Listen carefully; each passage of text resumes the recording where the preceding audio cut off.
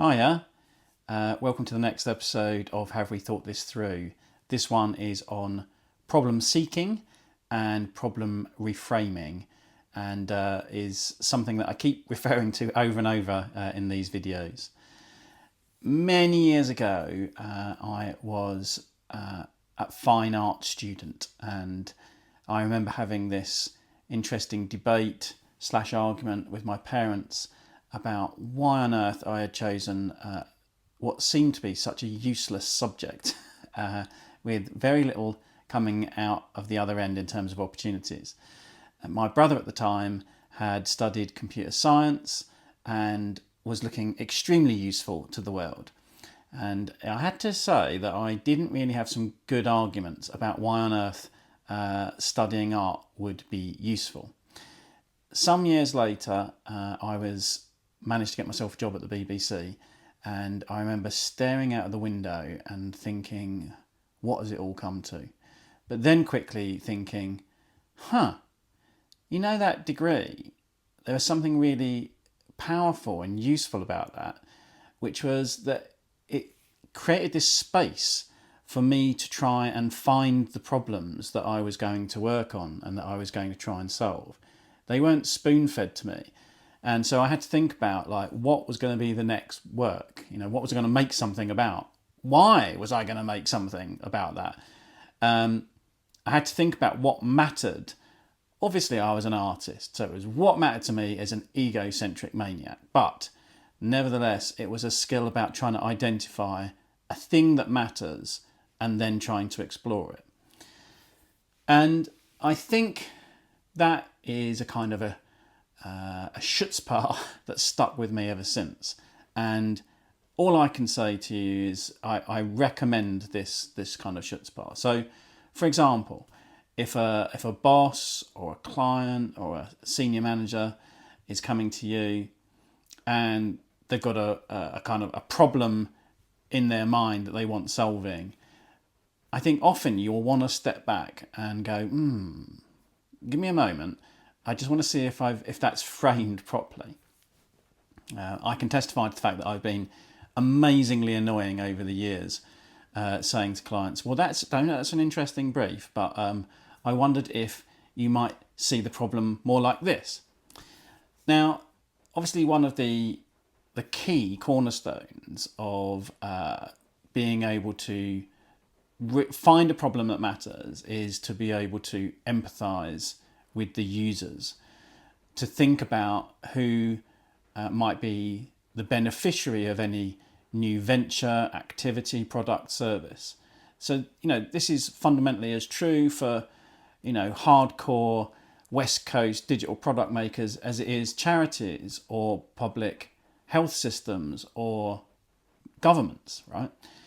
In the end, we're trying to focus our human resources on a problem that matters to real people. Well, how are we going to work out if it matters to real people? Well, oftentimes we need to dial up our empathy. We need to be able to observe as best we can. We need to be able to listen. But that listening isn't the kind of listening that we might have done as marketeers in the 90s and 2000s, where we might have just done a focus group and said, hey, tell us what you want. Or, hey, do you prefer solution A to solution B? Tell us just how much you like the one that you prefer. Not that. So a different kind of listening, a way of sort of ethnographically observing, finding the kind of authentic way to understand a user's needs. And I think that, as with the kind of focus group thing, we can all just agree, I think, that it's not something that any one of us can easily articulate. I can't very well articulate what I need to anyone. So, when we're doing therapy, often our therapist is trying to hear under the content. They're trying to understand what the real problem is and then focus your collective efforts on trying to tackle that rather than possibly the one that you've brought to the table. So there's a couple of things then. So empathy and that willingness to say, hold on a minute, let's take another look at this problem. And then this idea of creating space for observation and understanding fundamentally. Now, of course, many of you will be very familiar with IDEO. Hello, Alex. And that they've got a kind of a model around this already. So 5 steps: empathize, define, identify, prototype, test. One of the ones I love in that mix, I mean, I'm down for all of it, but like the prototyping often isn't about prototyping a solution. It can often be about prototyping whether you have in fact reached the right problem statement, the right idea, the thing that you're trying to solve. Is that in fact the thing? And you can lightweight prototype in order to determine whether it should be this problem or this problem, which one might have more resonance, more relevance.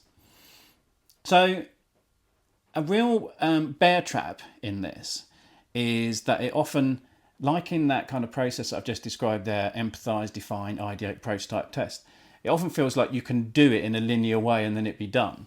But when you're delivering digital products and services, I'm here to tell you that it never gets done. It is a endless cycle.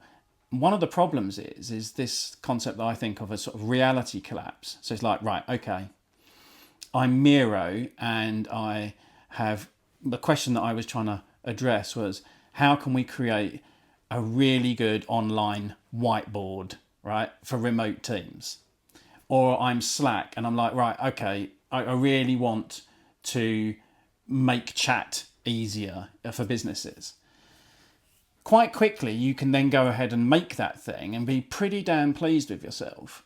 But then the question and the reality collapse might go to, yeah, but now how do I get users to use it? I just want users to use it. I want more users to use the thing. So quite quickly, you can get caught up in, we have the solution now we just need to make it work, which is often thought of as just an act of persuasion. But as you know, as in life, nothing is as straightforward and as simple as that. And so, for example, in the world of Miro, their questions simply evolved. They went from how can we make a great whiteboard online to how can we help teams organise and plan and design their working processes together. And then, if you know, in the latest iterations of Miro, it's gone further and got to a place that I really love, which is how can we create a space for interdisciplinary teams to come together to be able to collaborate around a set of shared artifacts. And those artifacts could be documents, they could be diagrams, they could be dynamic systems. And that really is a much more profound question. But I don't think probably would have been the question that they could have asked back in the day when they were just trying to work out how can we make a great whiteboard.